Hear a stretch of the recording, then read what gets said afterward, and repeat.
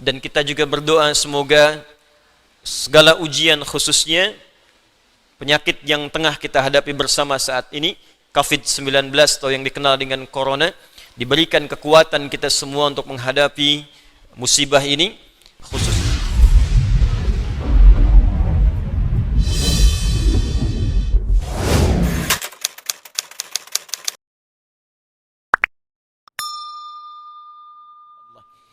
Dan kita juga berdoa semoga segala ujian, khususnya penyakit yang tengah kita hadapi bersama saat ini, COVID-19 atau yang dikenal dengan Corona, diberikan kekuatan kita semua untuk menghadapi musibah ini. Khususnya saya ingin menghimbau kepada siapapun kita semua, ada dua hal yang penting kemudian kita maksimalkan terkait dengan kondisi kita, erat kaitannya dengan virus Corona yang sedang kita hadapi saat ini. Yang pertama, kita mesti sadar bahwa anatomi tubuh manusia itu terdiri dari 3 bagian. Ini yang diinfokan dalam Al-Quran. Ada fisik, jasad, ada akal, ada roh. Ingat betul ini. Mungkin yang dipelajari di biologi, di kedokteran, itu hanya fokus kepada fisik saja. Anatomi fisik. Yang dipelajari di pengetahuan anatomi akal. Sedangkan roh, tempatnya bukan di pelajaran formal, tempatnya bukan di bidang kesehatan fisik. Ini terkait dengan nilai-nilai spiritual. Sedangkan penyakit biasanya menghantam pada 2 di antara 3 ini. Kalau bukan pada fisik, maka dia menghantam pada roh. Itu yang saling terkait berkelindan. Kalau penyakit akal, biasanya sifat penyakitnya datang dengan sifat malas. Malas baca, malas belajar, ya, malas mengkaji. Itu penyakit akal. Karena setiap bagian anatomi tubuh ini butuh masukan. Dia harus punya karbohidratnya, punya proteinnya, punya vitaminnya. Butuh masukan supaya dia berkembang dan kuat. Ya, fisik kita butuh makan. Maka turun ayat-ayat dalam Al-Quran seperti apa mengarahkan fisik untuk mendapatkan masukan-masukan yang terbaik untuk fisik. Quran surah kedua misalnya, ayat 168, ayat 172, ya, dan turunan-turunan yang lainnya. Kata Allah, ya ayyuhan nasu kulu mimma fil ardi halalan thayyiba. Hai semua manusia, jaga fisikmu. Cari makan dengan baik. Tak semua yang diinginkan mesti dimakan. Cari yang engkau butuhkan, membuat fisikmu sehat dengan cara yang legal. Jadi kalau tips Al-Quran ingin badannya sehat, badannya kuat, maka kata Allah diantaranya, apa fungsinya? Diturunkan ayat, kata Allah, tidak semua yang diinginkan mesti dimakan. Yang menyehatkan itu yang dikonsumsi. Tapi cari dengan cara yang benar. Jangan sampai Anda dapatkan dengan cara yang menyimpang. Kebutuhan fisik. Akal juga sama. Dia butuh masukan, butuh nutrisi. Tidak diberikan nutrisinya, maka akan tumpul bagian dari otak kita. Maka lemahlah kemudian cara berpikir seseorang, sulit mendapatkan pengetahuan. Apa makanannya? Turun ayat. Quran surah 96 ayat pertama. Iqra bismi rabbikal ladzi khalaq. Membaca bagian dari nutrisi akal. Turun ayat tentang mencari pengetahuan dengan cara yang benar. Quran surah ke-58 ayat 11. Yarfa'illahu alladhina amanu minkum walladhina utul ilma darajat. Allah akan mengangkat derajat seseorang ketika dia memenuhi bagian-bagian kebutuhan hidupnya. Tingkatkan imanmu. Yang kedua, tambahkan pengetahuan. Quran surah ke-9 ayat 122. وَمَا كَانَ الْمُؤْمِنُونَ لِيَنْفِرُوا كَافَّةً فَلَوْلَا نَفَرَ مِنْ كُلِّ فِرْقَةٍ مِنْهُمْ طَائِفَةٌ لِيَتَّفَقَّهُوا فِي الدِّينِ وَلِيُنْذِرُوا قَوْمَهُمْ إِذَا رَجَعُوا إِلَيْهِمْ لَعَلَّهُمْ يَحْذَرُونَ.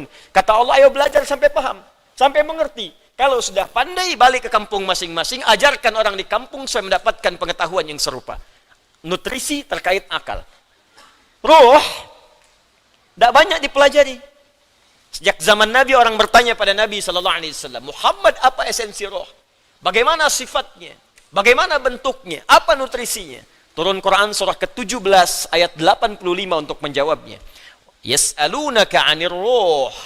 Qulir ruhu min amri rabbi wa ma utitum minal ilmi illa qalila.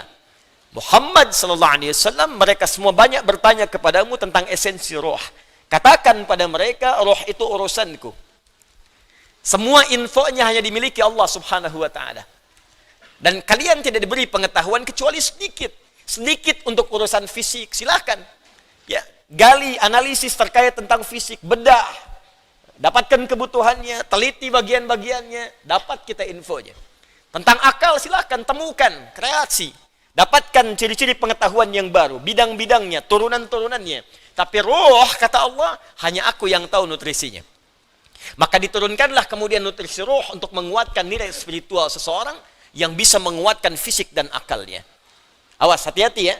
Kalau fisiknya sakit, tapi rohnya sehat, itu boleh jadi daya tahan tubuhnya semakin kuat.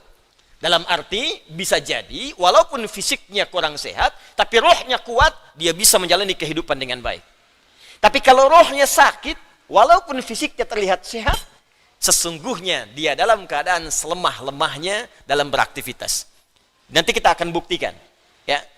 Apa nutrisinya? Ibadah. Karena itu tidak ada nutrisi terbaik bagi roh kecuali ibadah. Untuk itulah kita diperintahkan sholat, diperintahkan mengaji, diperintahkan puasa, diperintahkan baca Al-Quran, diperintahkan tahajud. Apa esensinya? Untuk memberikan masukan kepada roh. Berikan makanannya supaya dia sehat. Berikan makanannya supaya dia kuat. Apa kaitan dengan kondisi saat ini? Dari hal yang saya paparkan ini, teman-teman sekalian, maka kita bisa bersama-sama menghadapi, musibah yang tengah kita alami saat ini dengan virus corona. Kita bagi pada dua bagian. Pertama, secara fisik, rujuk Kementerian Kesehatan, bagaimana informasi dari pemerintah yang disampaikan kepada kita, kita ikuti itu. Ya. Maaf, perilaku hidup yang sehat, ya, kemudian cari makanan yang dibutuhkan yang kuat, hindari begini begitu, tipsnya kita ikuti. Karena itu ikhtiar, ya, ikhtiar secara fisikal yang kita bisa ikuti pedoman-pedomannya. Tapi ada bagian juga yang sangat penting, yang terkait dengan pedoman roh. Karena sekuat-kuatnya fisik, kalau rohnya lemah, maka akan berpengaruh pada ketahanan fisiknya. Saya beri contoh sederhana begini. Fisiknya kelihatan sehat, tidak ada luka, nggak ada masalah. Cuma rohnya sakit. Iri hati, dengki, perasaan pesimis, perasaan tak enak hati. Itu ketika terjadi menimpa roh, dampaknya pasti akan hadir ke fisik. Sakit iri hati, hatinya rohnya yang sakit, fisiknya kuat. Tapi makan jadi nggak enak. Ketemu orang jadi nggak nyaman. Tidur jadi nggak enak, terbawa ke fisik. Sebaliknya penyakit fisik, kalaupun rohnya bagus, fisiknya kena penyakit, tapi tetap beraktivitas akan tetap semangat. Nabi Ayub itu kan serangan fisiknya kuat. Tapi karena kondisi rohnya kuat, untuk ibadah pun luar biasa. Baru saat kondisi penyakit mengganggu kepada ibadahnya, baru mohon kepada Allah Subhanahu wa Ta'ala diberikan kesembuhan. Karena itu, terkait dengan ini, saya ingin memberikan pendekatan-pendekatan spiritual, bagaimana kita bisa menguatkan roh, sehingga daya tahan tubuh kita untuk terbantu, ya, bisa menguatkan diri, dan setidaknya membangun kepercayaan diri, agar kita tetap beraktivitas dengan sempurna dan sebaik-baiknya. Ini penting saya sampaikan, karena beberapa pekan ini, saya menerima pesan, tidak hanya dari Indonesia, tapi dari saudara-saudari kita yang di luar negeri, khususnya di bilangan Korea, kemudian ada di Jepang, di beberapa tempat bahkan yang jangankan untuk ta'lim, untuk sekedar salat berjamaah pun sekarang belum diizinkan untuk berada di masjid atau di tempat-tempat terbuka karena dikhawatirkan tersebarnya dengan mudah virus COVID-19 ini. Ya, kita turut mendoakan insyaallah semoga Allah ringankan, mudahkan dan hilangkan, ya, penyakit yang dimaksudkan sehingga memudahkan saudara-saudari kita untuk beribadah kembali dengan baik.